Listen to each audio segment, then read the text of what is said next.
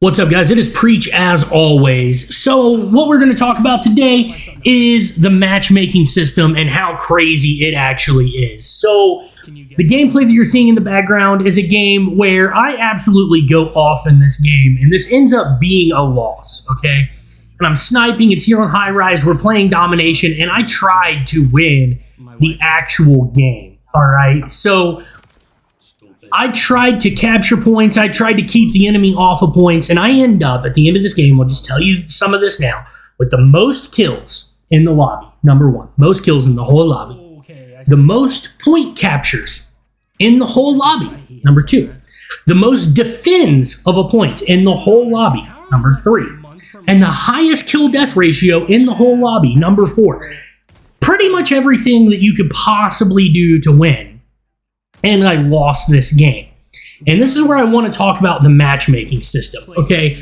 The matchmaking system, not just SBMM, not just skill-based to get the whole lobby to be sweats if you're a sweat, that kind of thing, but also the way the matchmaking works to try to balance games and make them, quote, fair, where both teams have a chance to win the game. What ends up happening is if you're the best player that got put in this lobby, and the game knows that, and obviously with the way skill-based works and the way they track your stats, your movement, your accuracy, your kill death, your score per minute, all that, the game knows who the best players in the lobby actually are, okay? And I am about 99% sure, I'm sure there are videos out there by like people like Drifter or Exclusive Ace or somebody that give a little bit more in-depth on this kind of stuff, all right? But the way this matchmaking works is this going to take me, if I'm the best player in this particular lobby, I'm not always, but this one I was, all right? And it's going to probably give me the 5 worst players in the lobby. Now, that's not necessarily the case. I was playing with my buddy Sean in this, who's generally a pretty good player, but he was struggling and dealing with talking to his kid and his wife in the middle of this game. And I think he went double negative and did not have a good game, but he did have a lot of caps and a lot of defense and played the OBJ well. But in general, it gives you poor players to try to make it balanced out to where both teams have a chance of winning.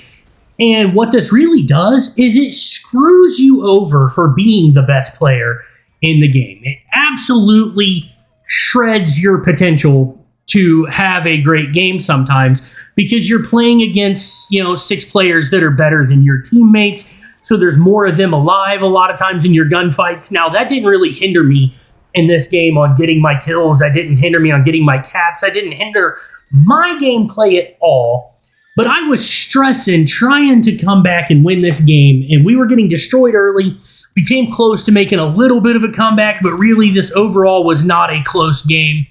And so this guy right here just absolutely got turned on. He got yoinked. Anyway, it was not a close game.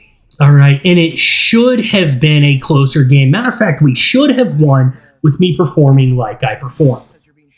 And I have a problem with the way they do this. And the way we would balance things out in a, scenario where, say I'm playing sports. When I play basketball, a lot of times you try to get like the 2 best guys that show up to play pickup games to be the captains.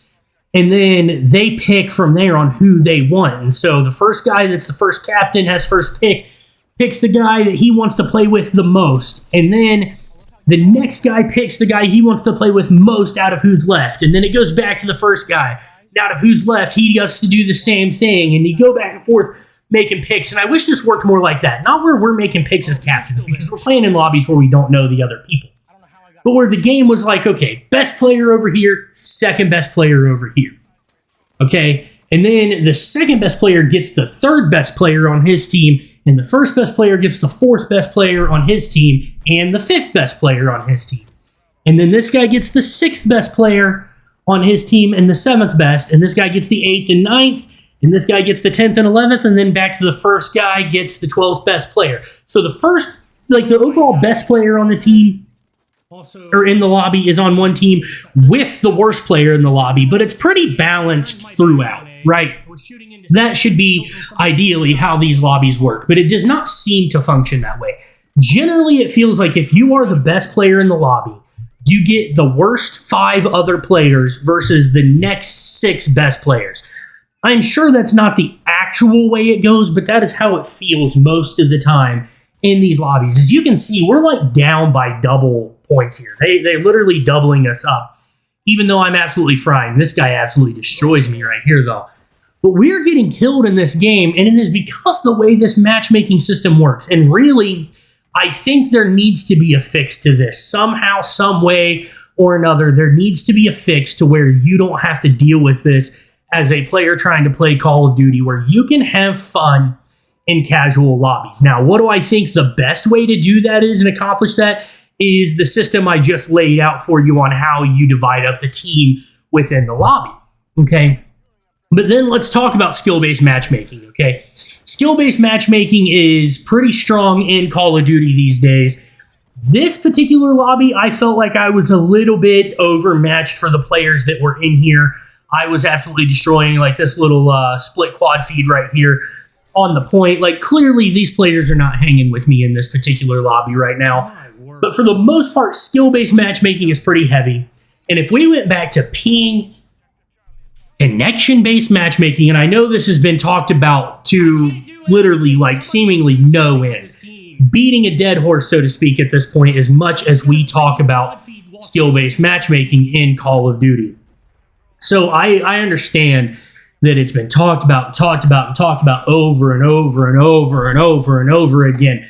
But the reality is something needs to change, all right? And I don't think it is going to, because it seems like, along with Warzone, it is the cash cow that, you know, is really supposedly keeping people playing, keeping people engaged in the game, keeping people from turning it off, making people loaded up every day, supposedly is that skill-based matchmaking. But really, I feel like for the better players, what this actually does most of the time is makes us want to turn the game off. It makes us want to not play when the skill base is so heavy that you have to sweat every game, or seemingly, in the case of this particular game, no matter how hard you try and no matter how well you actually do, it set up the teams to which you have almost no chance at winning. And that is incredibly, incredibly obnoxious, if we're being honest. Nobody really wants to deal with that, and I understand. It is a public match. I also understand this is a beta, so none of this actually matters, right? But I understand that it is a public match, and winning and losing doesn't really matter. No one cares about your win-loss record. It's just public dom in a mosh pit. You know, I understand. But I am a competitive person. I like to try to win games. And it is incredibly frustrating to perform this well and lose. To me, this is legitimately like getting a quadruple double, where you get like every rebound, you're shooting like 50% from the field, like 45% from three. You drop 65 points in the game. You get 12 assists. You have 20 rebounds, and you have 10 steals, and you somehow still lose the game 120 to 100 in basketball. That's what this game felt like to me. And I don't like that.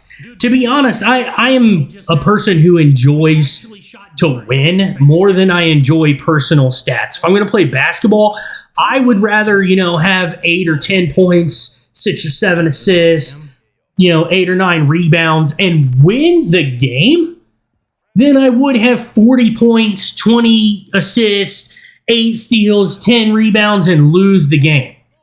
Okay, I don't want to do that. I want to win. I like to win, and I understand not everybody is like that and does that in Call of Duty. It's a different setting, and I understand that that's not normal. But I prefer to win games, and I want a fair shake at doing so. And when I feel like I've done all that I can, I've played almost as good as you can play. Now, is there better than 46 and 16? Absolutely. Obviously, just gave away my final kill-death ratio here, but is there better scores than that? Sure. Is there better playing than that? Yes. Are there millions of better players than me at Call of Duty in the world? Absolutely. But when I do this well in a lobby, I shouldn't be losing the game by a lot. I shouldn't be getting destroyed in the game as far as the win-loss record goes. To me, that is absolutely ridiculous, if we're being honest. So I know this has been a massive rant. This has been something that maybe, you think I shouldn't be this negative when talking about the game. I really like how this game feels, and we're going to have like an in-depth overall my thoughts on the Modern Warfare 3 beta and all of that coming up in a video after the beta closes. But for now, this is just a general Call of Duty conversation that I find to be incredibly annoying. The way the matchmaking and the skill-based system works is absolutely irritating as fire. Okay, I am absolutely shredding these dudes. It feels like they don't have a chance in the world of killing me, of stopping me from doing anything, yet I'm still losing the game because my other 5 teammates were hot garbage for the game, okay? And really only 4 of those teammates were people that the game put in, and Sean is generally very good at Call of Duty. This was not his particular match. I'll just leave it at that. Sean's a great dude, great player, a good friend of mine, but this was not his match today. And we absolutely got shellacked. And I don't like that. I don't like, it's not that I don't like losing. If I perform poorly, I expect to lose. But if I perform better than everyone else, I expect to win. And in this case, not to be cocky, but I performed better than everybody else. And I really don't know what to do about it because I wasn't playing selfish. I wasn't just playing for kills. I was playing to win the game, and this is what happened. But anyway, I want to know your thoughts and opinions below in the comments section. Smash that like button. Subscribe if you're new here. Turn the bell notifications on if you want to know every time I post a new video, and I'll catch you guys in the next one. Reach out. 46 and 16, or I went 46 and 13 on this earlier. Also, 11 capture, 16 defends. What else do you want from me, team?